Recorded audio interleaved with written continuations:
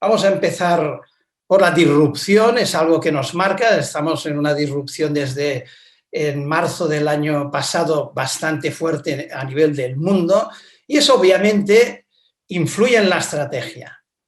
Influye en la estrategia de forma considerable. La estrategia es pensar en el futuro, la estrategia es avanzarnos al futuro o la estrategia al menos es adaptarnos lo máximo de rápido a los cambios que nos vienen a todos. Por lo tanto, la estrategia por definición es cambio, es innovación.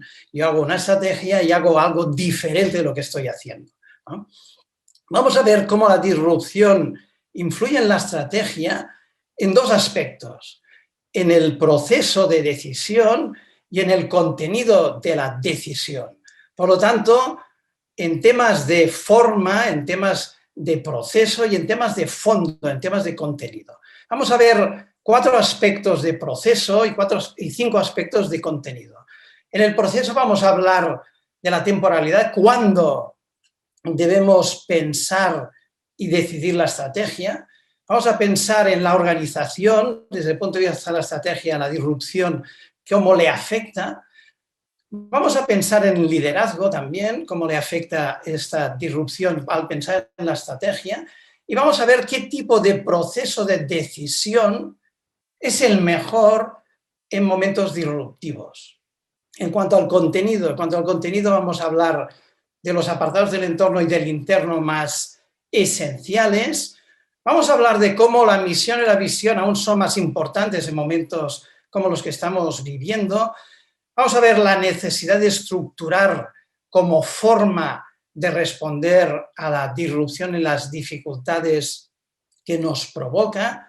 Vamos a ver los modelos estratégicos como formas de estructurar y vamos a ver un modelo estratégico muy sencillo para ver qué nos aporta y con él vamos a ver 3 formas, 3 opciones de lo que es la máxima innovación, como es tener un océano azul, estar solos, no tener competidores, ¿no? Es la máxima aspiración que una organización puede tener. Por lo tanto, empezamos por el tema de la disrupción, turbulencia, VUCA, llámele como quiera. Hacía muchos años que hablábamos de turbulencias, que hablábamos de VUCA y hablábamos de disrupción, pero realmente aprendimos lo que eran en marzo del año pasado.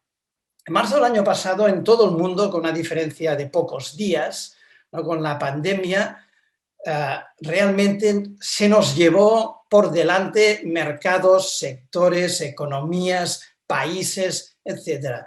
Con muy pocas excepciones, ¿no? Porque muy pocas excepciones de sectores favorecidos, fue una disrupción brutal. Y una disrupción que aún dura hoy en día. Esto realmente tiene una influencia muy importante en la estrategia.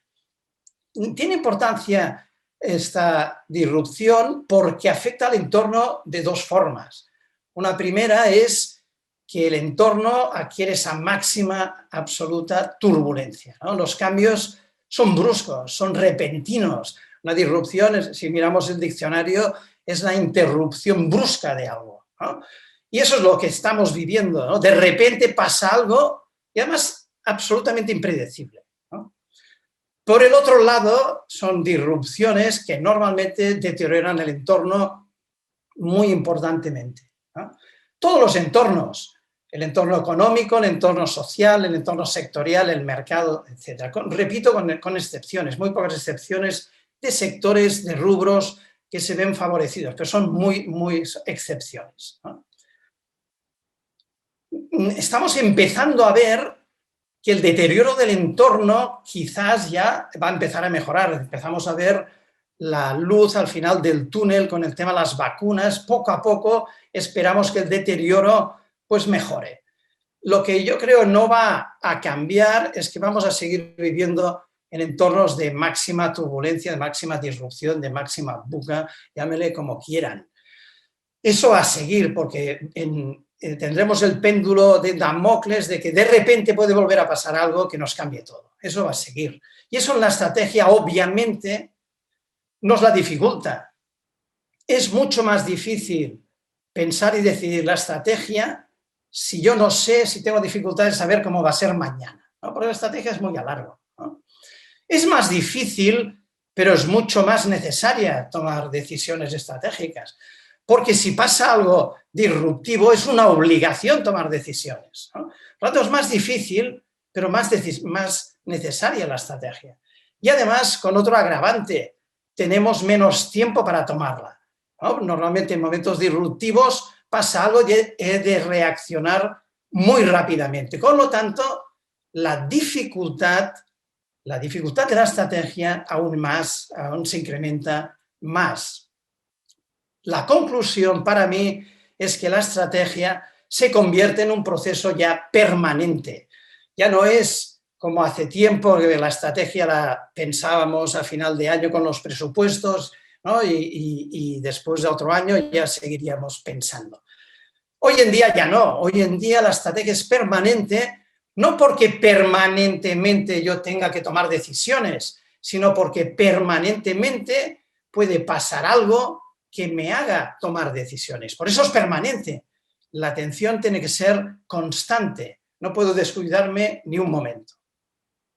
Si pensamos en la organización, es obvio que la responsabilidad de la estrategia está en el directorio o por delegación en el CIO, en el director general. Eso es obvio, ¿no? Pero el directorio y el CIO, director general, no pueden estar en una torre de marfil aislados del resto de la organización. Por eso les faltaría información, no tocarían al suelo, no verían la realidad, les faltaría muchísimo.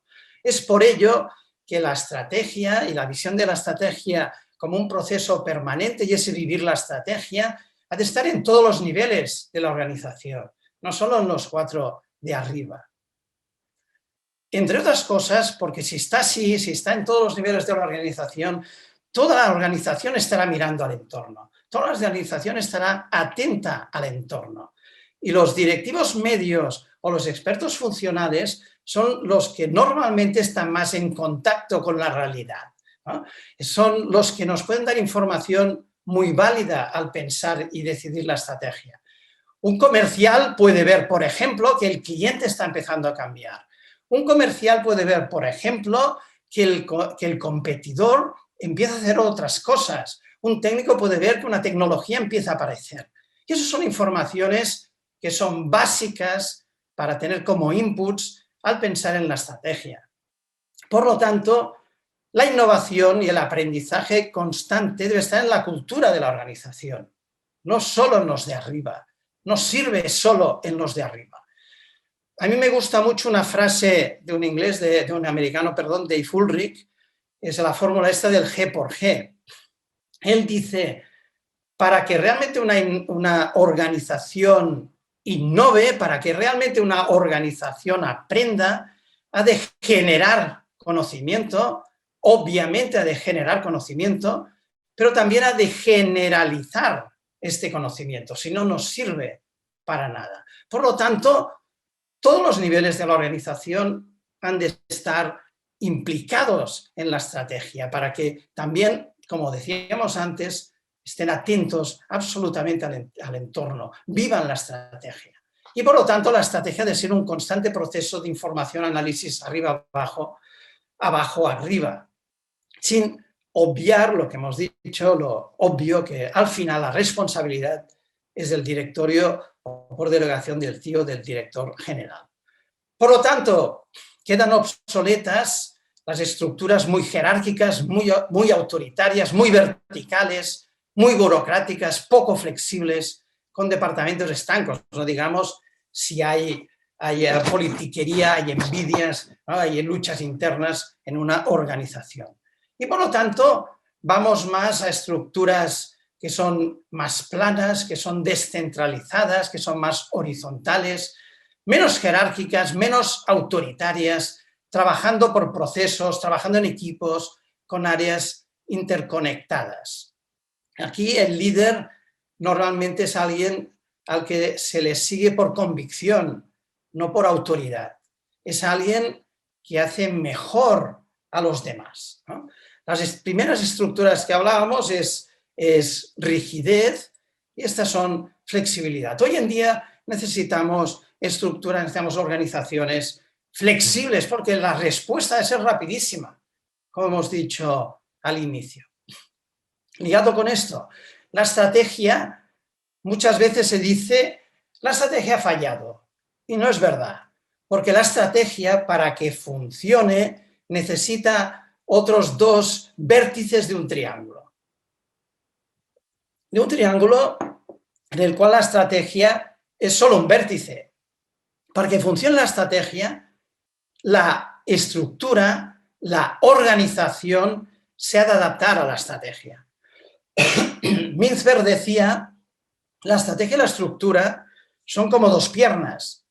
Si yo avanzo una pierna, si yo cambio la estrategia, la otra pierna le ha de seguir. La estructura se ha de adaptar a la estrategia. Si yo diseño una estrategia y sé que mi estructura no se va a poder adaptar a esa estrategia va a fracasar.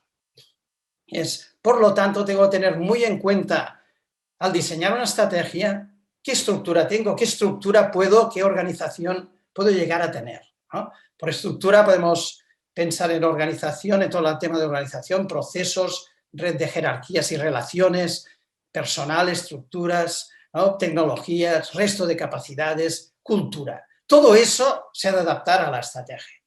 Si no lo es, si no es capaz, la estrategia va a fracasar. El tercer vértice de este triángulo que ha de funcionar absolutamente, porque si no la estrategia, ni la empresa, ni la organización va a funcionar, es el líder, es el liderazgo, ¿no?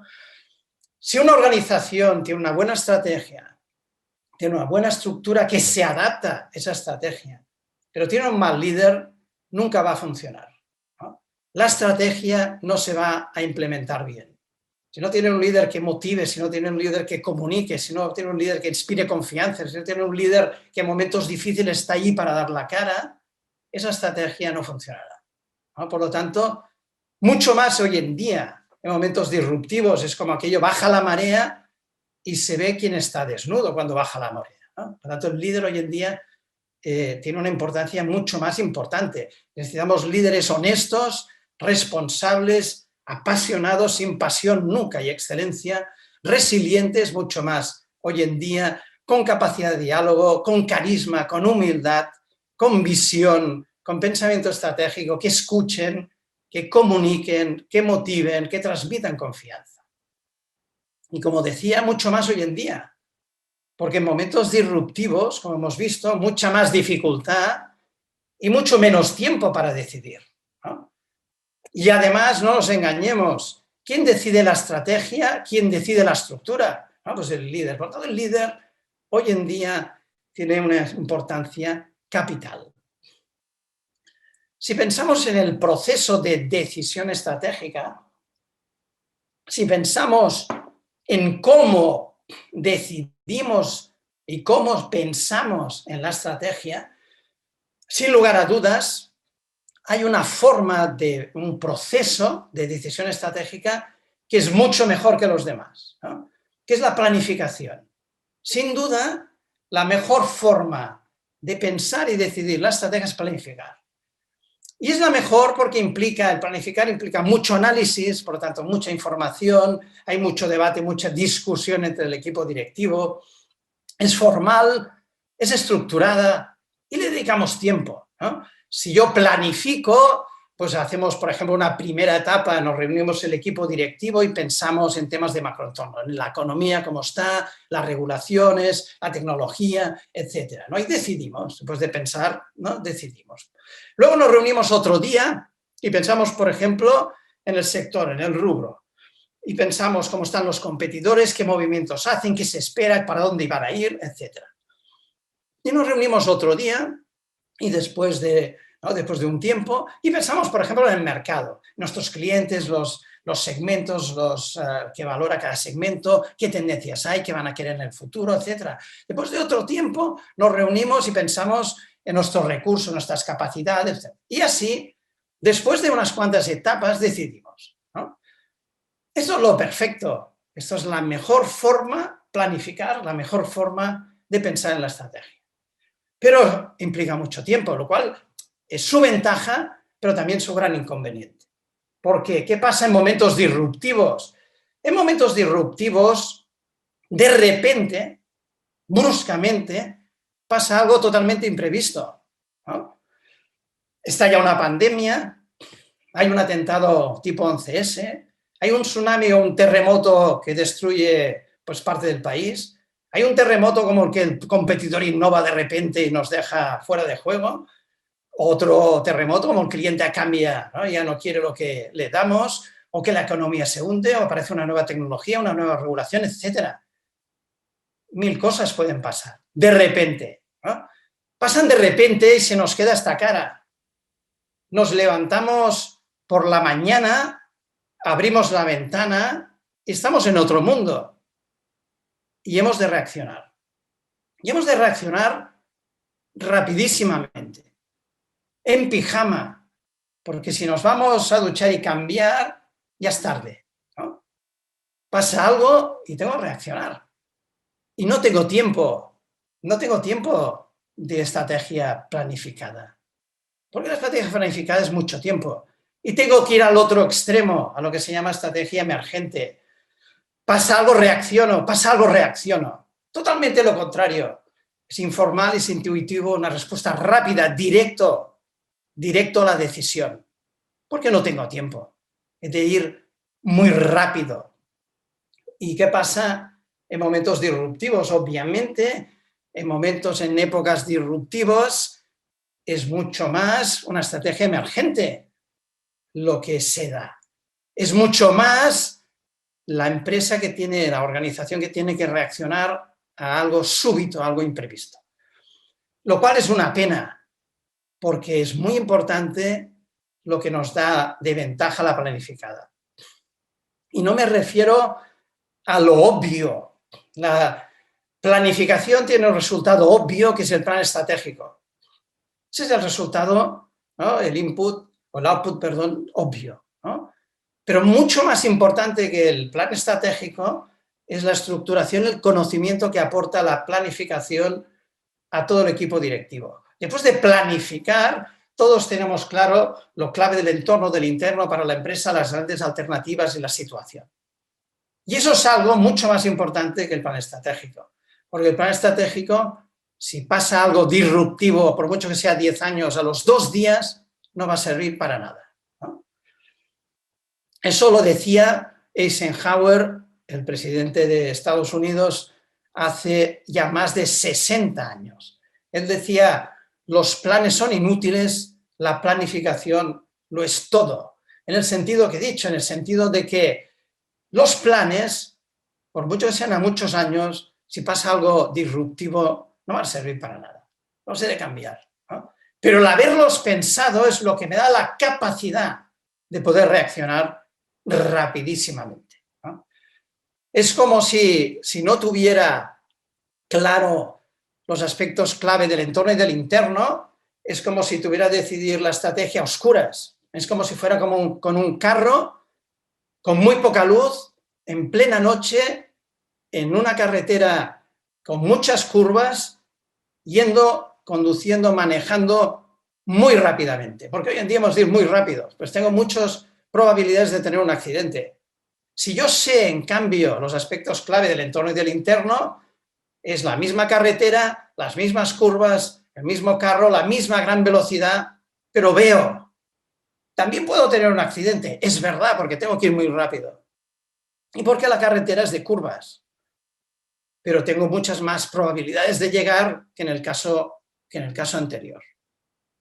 Por lo tanto, la disrupción y que la estrategia sea un proceso permanente me obliga a seguir mis ventajas competitivas, porque están en peligro, pueden estar en peligro en cualquier momento.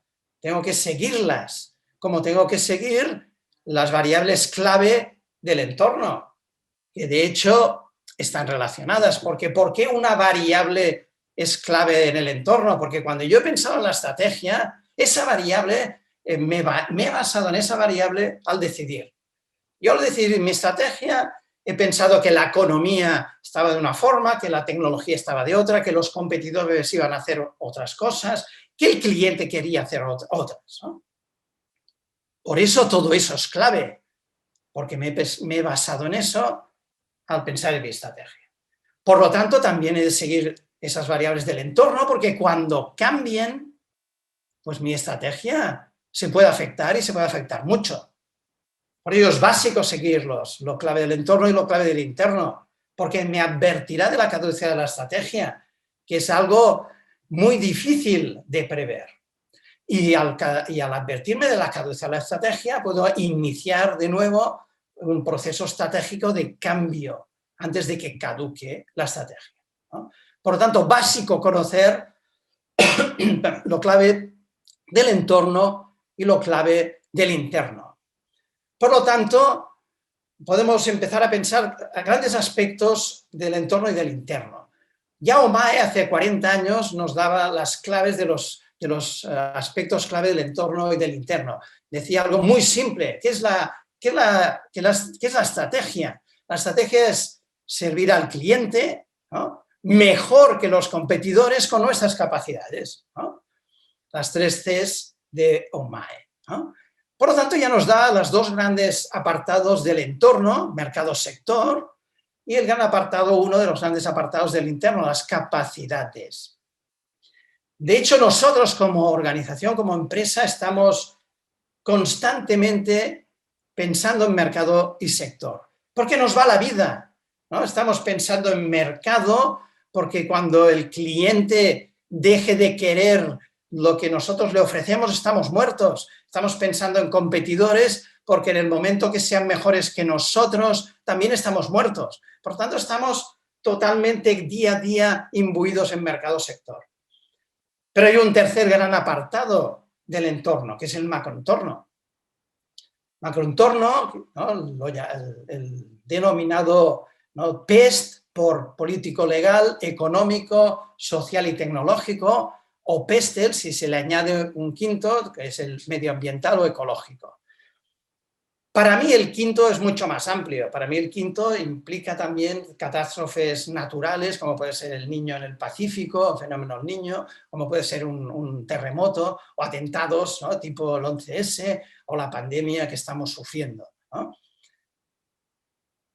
Por lo tanto, estamos muy imbuidos en mercado sector porque nos va la vida, como decía, pero hemos de pensar que las grandes disrupciones vienen del macroentorno.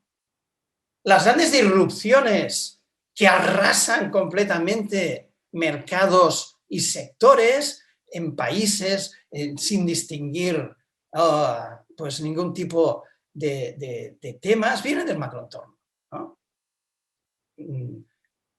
Como acabamos de ver, la pandemia, catástrofes naturales, que la economía se hunda, etc., ¿no? Por lo tanto, nosotros hemos de tener muy claro, ¿no?, aspectos del entorno de estos 3 grandes apartados, macroentorno, sector, mercado, y aspectos del interno como pueden ser capacidades, actividades. Si nosotros hemos de reaccionar rapidísimamente a una disrupción, hemos de tener muy claro para nuestra empresa qué dimensiones son clave para nosotros del macroentorno, del sector y del mercado, como también que es clave para nosotros de capacidades y actividades, ¿no? Si no tenemos claro esta tabla, es muy difícil que podamos reaccionar al segundo a un cambio disruptivo del entorno. El problema, alguien pensaba, es que hay muchísimas variables del entorno, y es verdad, hay muchísimas variables del entorno, pero la buena noticia es que muy pocas variables del entorno son clave para nosotros, para una empresa, ¿no? ¿Cómo podemos saber qué variables del entorno, del macroentorno, sector, mercado, son claves para nosotros? Muy fácil. Las variables del entorno claves para una empresa son las que cuando cambian, la empresa ha de cambiar la estrategia. Y esas son muy pocas, muy pocas. Por eso aquí no he dejado mucho espacio, son muy pocas. Lo mismo en el interno. En la empresa tenemos muchas actividades, tenemos muchas áreas, no muchos departamentos, pero muy pocos son claves, ¿no? Esto lo dejo para más adelante el ver por qué, cómo podemos saber las actividades clave. Cuando hablemos de modelos de negocio lo veremos. Por lo tanto, como son muy pocas, tanto en el entorno como en el interno, las podemos conocer y las podemos seguir, porque son muy pocas. Vamos a hablar de misión, visión, que son dos conceptos muy importantes y que además en momentos disruptivos nos dan mucha más oportunidad, porque son momentos de cambio, momentos, por lo tanto, también que tenemos muchas más oportunidades con ellas. Y tanto en misión como en visión hay algo que nos va a dar muchas más oportunidades, ¿no? Que es la actitud con que lo afrontemos, ¿no? La ambición con que la afrontemos, ¿no? El inconformismo, la pasión con que afrontemos estos dos conceptos, ¿no?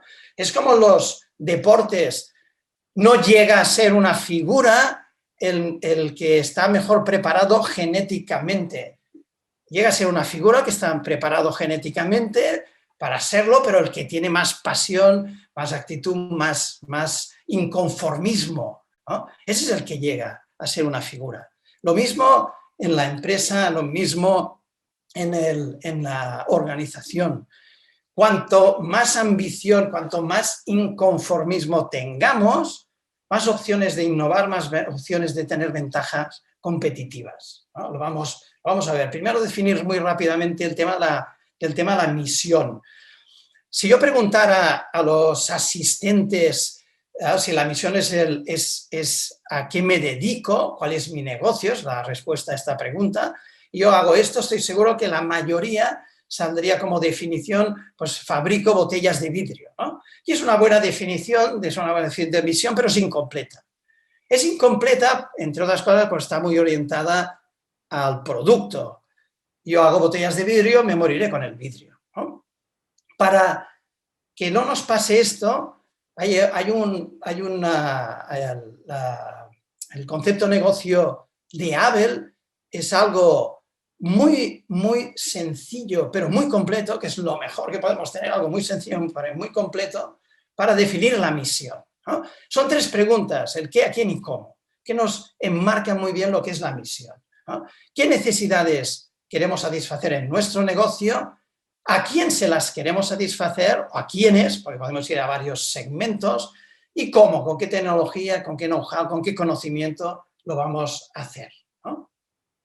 Esto me enmarca, ¿no? Me enmarca como un marco de un cuadro, como un marco de una pintura. Lo de dentro del marco que definen estas tres preguntas es mi negocio, lo de fuera no es mi negocio, ¿no? También puedo ver la misión como un cuadrilátero. Me va a decir con quién me voy a pegar. ¿Con quién me voy a pegar? Pues con las empresas que tienen la misma misión que yo. Por eso necesito la estrategia, para no ser yo el que me quede tumbado en la lona empresarial, ¿no? Si aplicamos el concepto de negocio de Abel, estas tres preguntas al ejemplo anterior, las respuestas ¿cuáles serían? ¿Qué necesidades estoy satisfaciendo si yo fabrico botellas de vidrio? Pues envasar, ¿no? Estoy satisfaciendo la necesidad de envasar. Aquí en este caso muchos segmentos, muchos rubros potenciales, por ejemplo el vinícola, el lácteo, gaseosas, aceite, etc., ¿no? ¿Cómo? Con la tecnología del vidrio. Antes, cuando definíamos fabrico botellas de vidrio, de hecho solo estábamos en el cómo, por eso era incompleto, ¿no? Por eso era incompleto. Por lo tanto, el concepto de negocio de Abel es una manera de poder definir la misión de una manera muy completa, ¿no? Y muy sencilla además. Y además nos da las opciones de poder innovar nosotros dentro de la misión, porque nos da tres opciones de preguntarnos si podemos hacer otra misión. Por ejemplo, si yo tengo como tecnología el vidrio, además de envasar, podría, por ejemplo, dedicarme a decoración, porque domino el vidrio.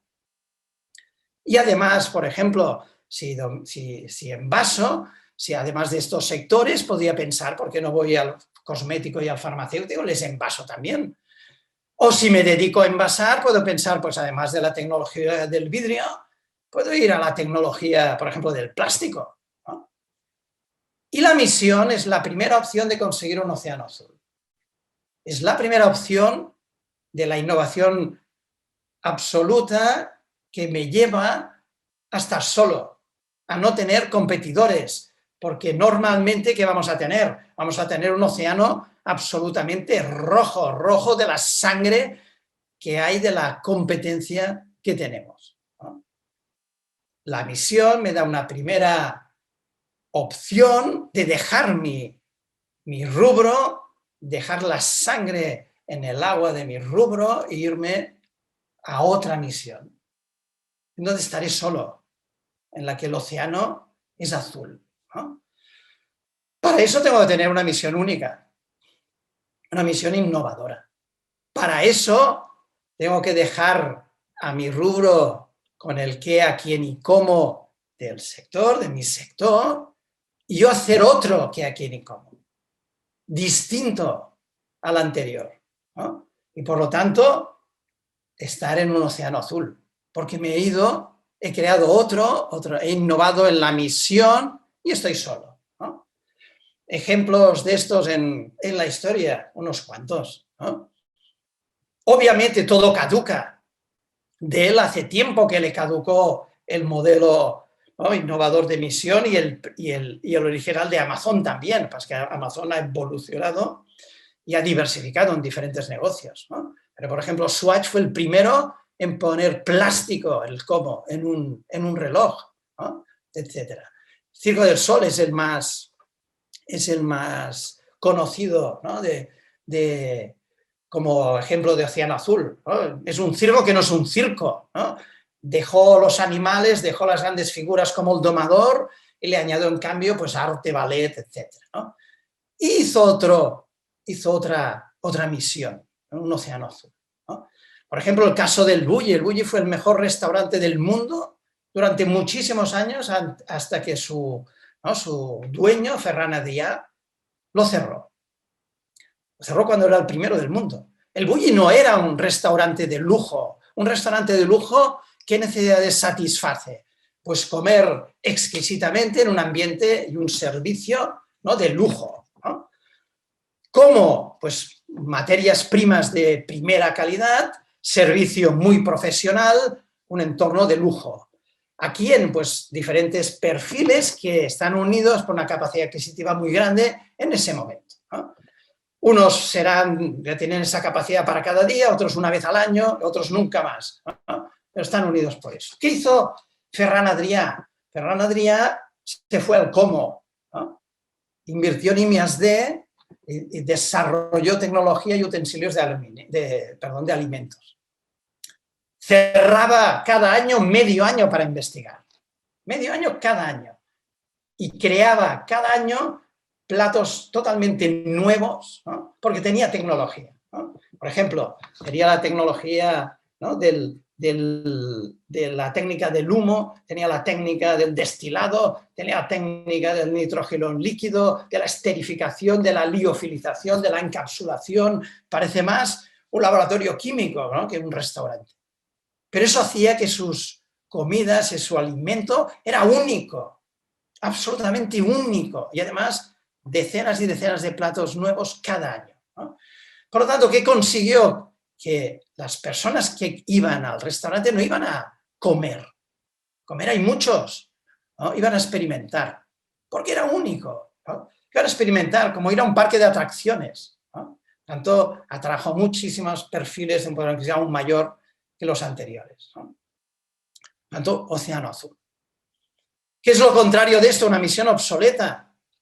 Una misión caduca, que normalmente pasa a compañías, o puede pasar a compañías como estas, que dominaban el mundo y en muy poco tiempo, tienen misión obsoleta, ¿no?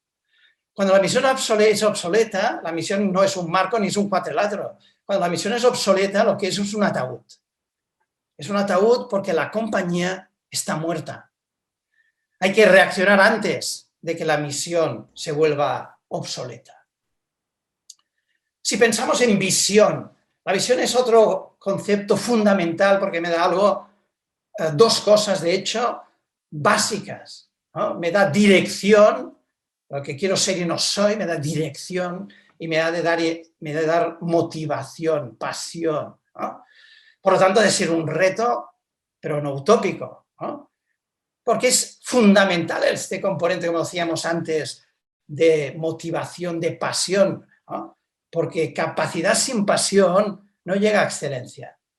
Para llegar a la excelencia, por mucha capacidad que tengamos, si no tenemos pasión no llegaremos, ¿eh? Se necesita pasión en toda la organización, como decíamos antes. No vale que sean los 4 de arriba, mucha pasión, y los demás riéndose, ¿no?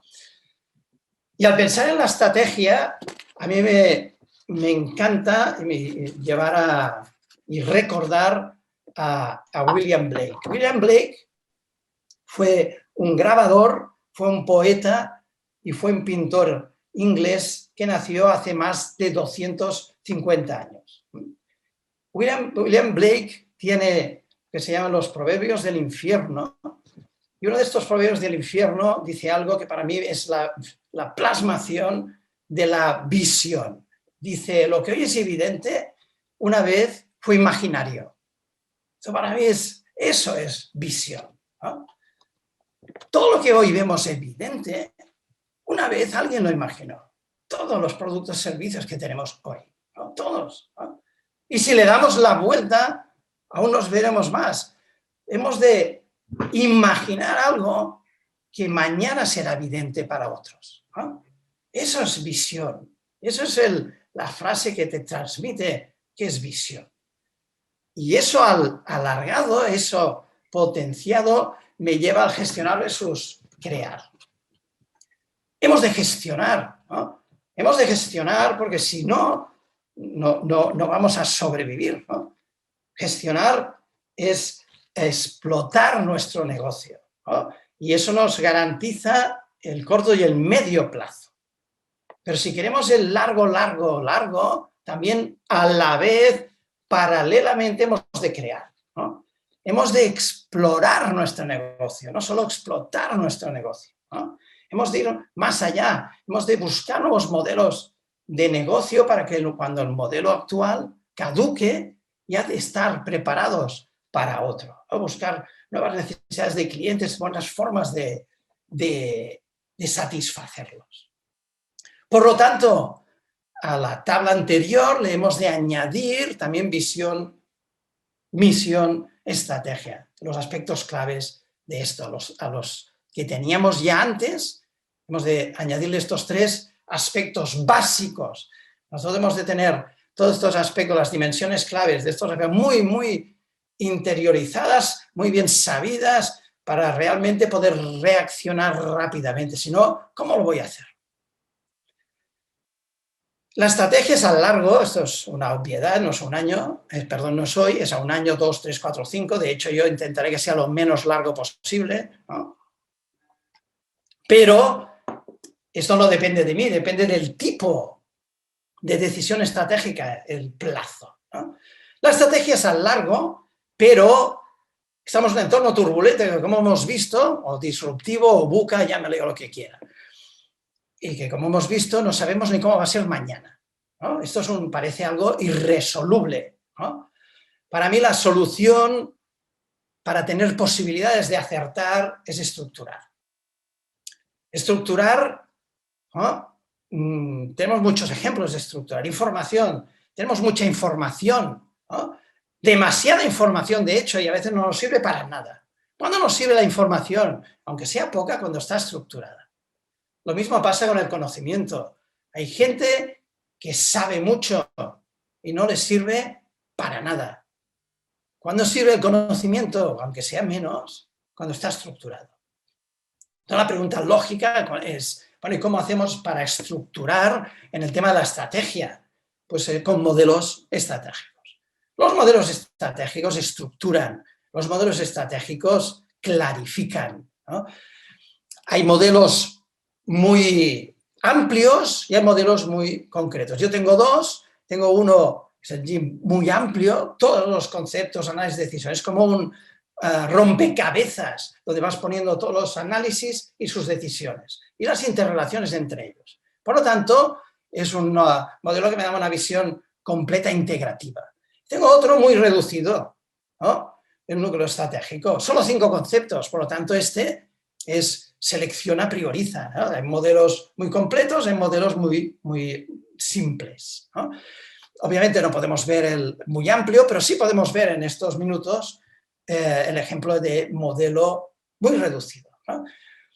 Es un modelo sencillo porque tiene 5 conceptos. Por lo tanto, como decíamos, prioriza, selecciona, porque hay muchos y solo se queda 5, ¿no? Y además los interrelaciona, porque todo está interrelacionado. Cuando cambia algo del entorno, los demás también cambian, y cambia algo del interno que también tienen una sucesión de consecuencias entre ellos, ¿no? Y además son 5 conceptos que se pueden presentar en forma de 5 preguntas, o sea, muy sencillito todo. La primera pregunta ya la hemos visto, porque la primera pregunta es ¿cuál es nuestro negocio? ¿A qué nos dedicamos? Que eso es la misión, que hemos visto que es un marco, hemos visto que el concepto de negocio de Abel, el qué, quién y cómo, nos sirve para definir, y es un marco porque me dice, lo de dentro del marco es mi negocio, lo de fuera del marco no es mi negocio, ¿no? Y que es la primera opción de Océano Azul. Esto ya lo hemos visto, ¿no? La segunda pregunta, después de cuál es mi negocio, a qué me dedico, es quién es mi cliente, qué valora, ¿no? Por lo tanto, el mercado, qué segmentos y qué factores clave, qué valora cada segmento. Y esta es la segunda opción de Océano Azul que tiene una empresa. Por lo tanto, mercado, sea al consumidor final o sea business to business, es la segunda opción de Océano Azul. Pero nunca voy a conseguir un océano azul con una segmentación estándar. Por si hay una segmentación estándar, todos los competidores hacen lo mismo, todos hacemos lo mismo, ¿no? Por lo tanto, habrá competidores en todos los segmentos, ¿no? Por ejemplo, si yo pienso en hoteles, yo puedo segmentar, por ejemplo, por las estrellas, ¿no? Las estrellas me correlacionan la calidad del servicio con el precio, ¿no? Un extremo, este hotel de 7 estrellas en Dubái, el otro extremo, pensión Corona, ¿no? De pensión Corona a 7 estrellas en Dubái, pues 5, 4, 3 estrellas, más, menos, calidad, servicio y al revés de precio. También puedo segmentar a la vez por tipo de cliente. Si vas por trabajo quieres unas cosas, si vas con la pareja quieres otras, si vas con amigos, si vas con familia, con niños, otras, si eres joven, si eres mayor, etcétera, etcétera. Tipo de cliente, también otra forma de segmentar combinada con la anterior. Y una tercera forma de segmentar, ubicación. En ciudad quiero unas cosas, en playa otras, montaña otras. Por lo tanto, me saldrían muchos segmentos, no 7, 70, ¿no? En el caso de los hoteles. Pero con esta segmentación, imposible tener un océano azul. Por si me salen 70, los 70 los vemos todos, ¿no? Por lo tanto, si quiero un océano azul, he de crear un nuevo segmento, como en la misión, he de crear una innovadora misión, ¿no? Por lo tanto, no tengo que ir a la demanda conocida. Ahí está siempre copado. Tengo que ir a una necesidad, una demanda latente. Demanda latente, el cliente no es consciente que tiene esa demanda. Le gusta, le gustará, pero no es consciente. Y no es consciente por algo tan sencillo, porque ni siquiera existe. Ni siquiera existe el producto o el servicio que la satisface. Por eso no es consciente. Cuando se lo das le gusta, pero ni se lo podía imaginar, ¿no? Por ejemplo, hoy no podemos vivir sin el celular, sin el teléfono inteligente. No podemos vivir sin el teléfono inteligente, pero el teléfono inteligente se comercializó en 2007, junio, ¿no?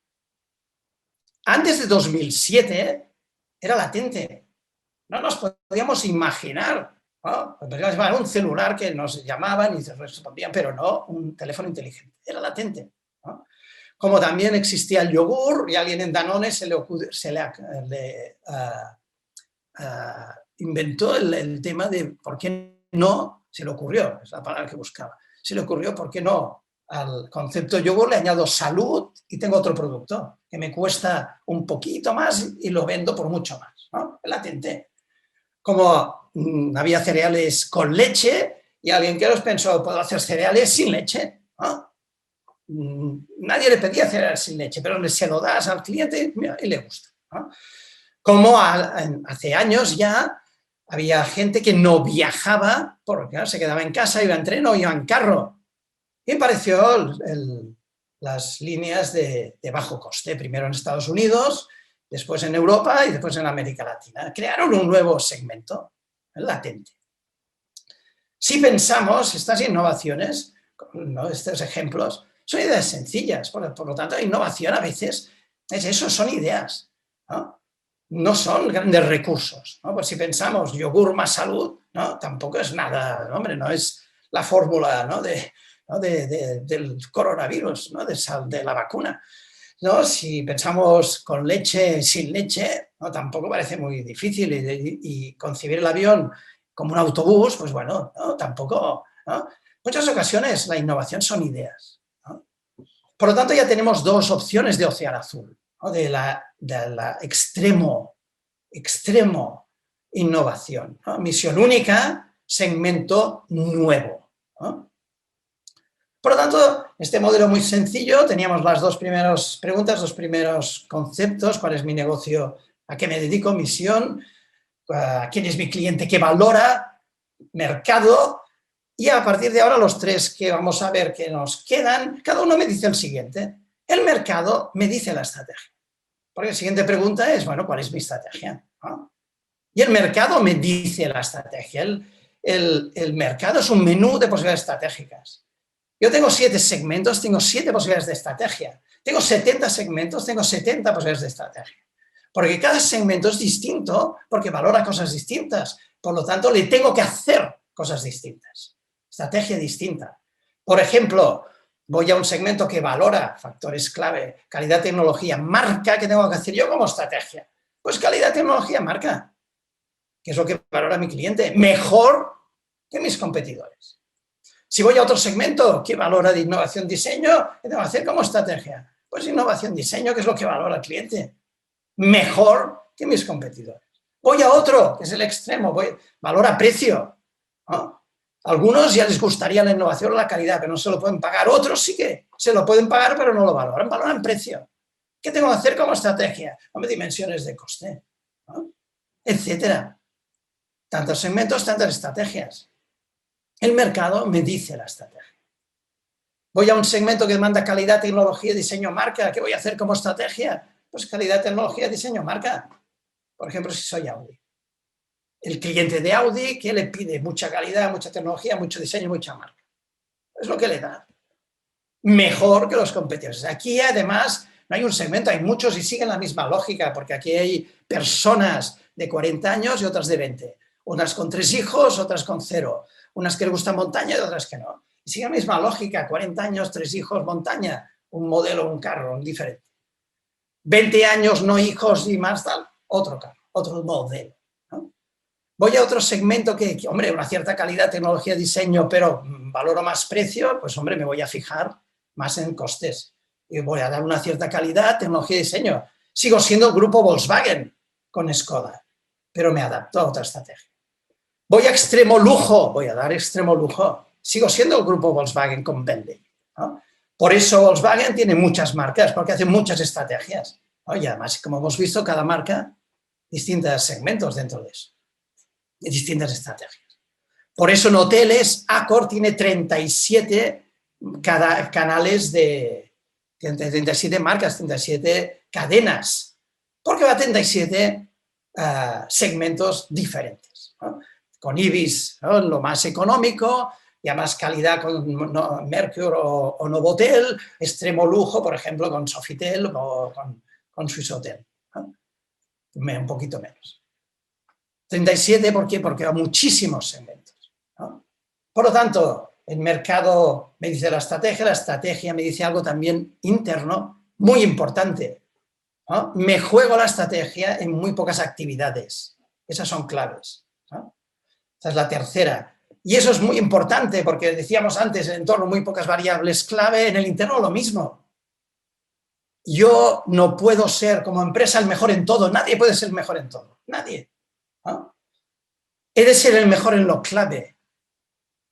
Eso es ineludible. Si no soy el mejor en la actividad clave, tengo un problema gravísimo, gravísimo, ¿no?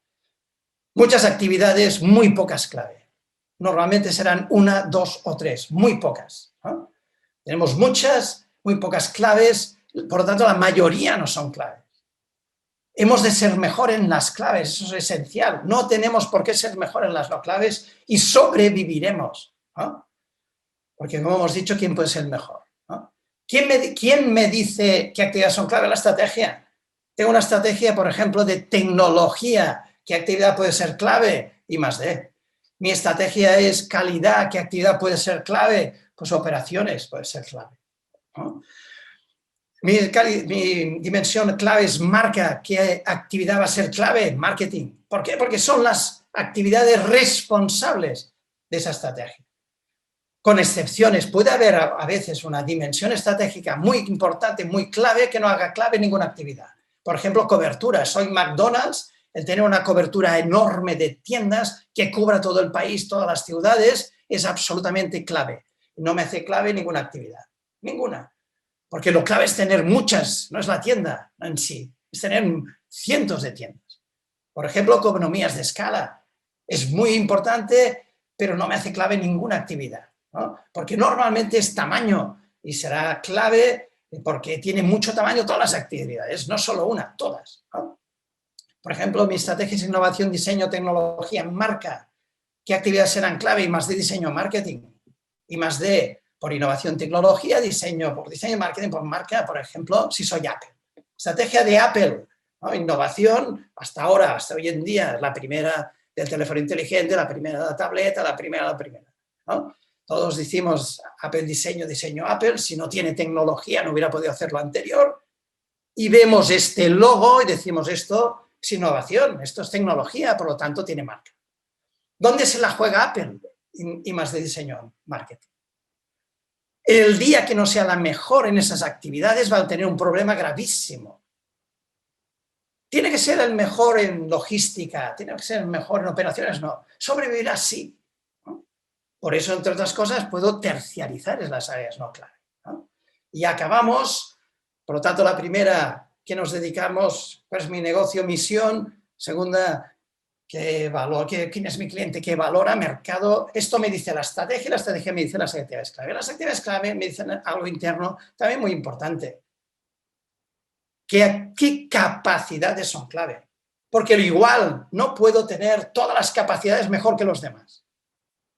Nadie puede ser el mejor tampoco en capacidades. Pero solo necesito ser mejor en las capacidades que son clave, que son las que necesitan las actividades clave para ser mejor que los competidores.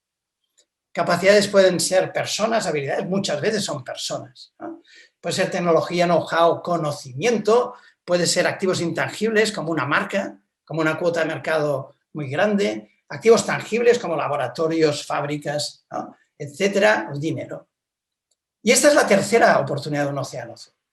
Yo tengo algo de esto único, tengo una capacidad única, por ejemplo, una tecnología, un conocimiento único que tengo yo patentado, es un secreto, nadie me la puede copiar, puede llevarme a un océano azul. Lo que cambia entonces es el orden, ¿no? Yo tengo una capacidad clave, yo tengo laboratorios, tengo técnicos, tengo conocimiento, know-how, que es algo mucho mejor que mis competidores. Esto puede potencialmente llevarme a un océano azul. Por lo tanto, esto me va a decir que para mí mi actividad clave es I+D, ¿no? Si es I+D mi actividad clave, me va a decir que voy a competir con tecnología. Si voy a competir con tecnología, buscaré un segmento de mercado que aprecie esa tecnología. Por ejemplo, soy una fabricante de material deportivo, tengo unas zapatillas de correr con mejor tecnología, ¿a quién me voy a dirigir? A corredores expertos que me van a valorar, ¿no? El confort y la protección contra las lesiones que me dan la tecnología. Por lo tanto, un modelo muy sencillo, que son 5 preguntas y 3 opciones de océano azul. Y hasta aquí hemos llegado. Muchas gracias.